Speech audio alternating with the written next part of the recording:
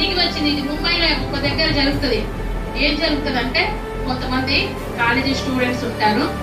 ఒక దైవజనుడు వచ్చి ఈ అపోస్తుల కార్యంలో ఏదైతే జరిగిందో మన ఆత్మ గురించి కనిపెట్టుకుంటుండగా 120 మంది కనిపెట్టుకుంటుండగా దేవుని అభిషేకము వారి మధ్యలోకి ఎలాగైతే దిగి వచ్చిందో ఆ వాక్యం విన్న తర్వాతకి వాళ్ళు ఇన్స్పైర్ అవుతారు అన్నమాట. చక్కగా వాళ్ళు ఏం చేస్తారంటే, వారి మధ్యలోకి దిగి వచ్చిన దేవుని అభిషేకం మన మధ్యలో కూడా దిగి వస్తుంది. మనము కూడా అలాగే ప్రార్థన చేస్తాం. దేవుని ఆత్మ కొరకు మనము కనిపెట్టుకుందాము.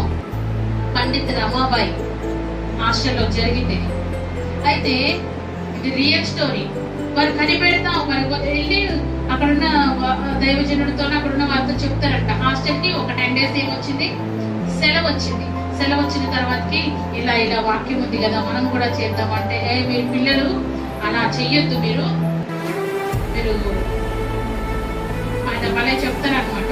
గద్దిస్తారు వాళ్ళని. గద్దించి మీరు ఫస్ట్ మీరు మీ ఇంట్లోకి వెళ్ళిపోండి అని చెప్పినప్పుడు వాళ్ళు మౌనంగా వచ్చి గదిలో కూర్చొని ఆ 10 మంది ఎవరైతే ఉన్న స్టూడెంట్స్ అమ్మాయిలు వాళ్ళు కూర్చొని, లేడీస్ హాస్టల్ అనమాట, ఉమెన్. అయితే వాళ్ళు కూర్చొని మాట్లాడుకుంటారు, మనం ఈ 10 రోజులు కనిపెడదాము.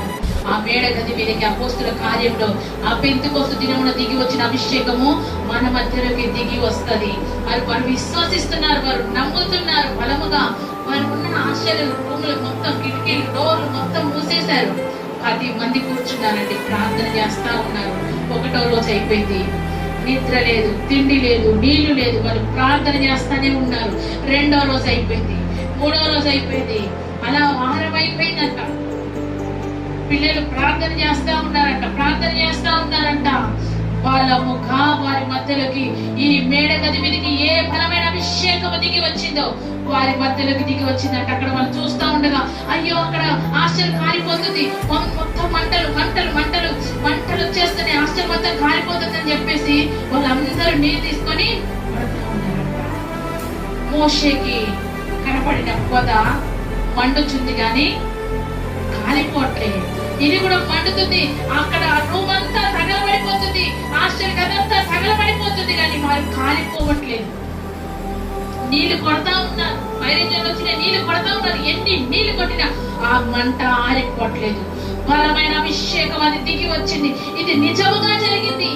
ఆ అపోస్తుల కార్యంలో తన శిష్యుల మీదకి దేవుడు ఏ బలమైన అగ్ని అభిషేకాన్ని కుమ్మరించాడు, అదే అభిషేకం అక్కడ కుమ్మరించబడినది.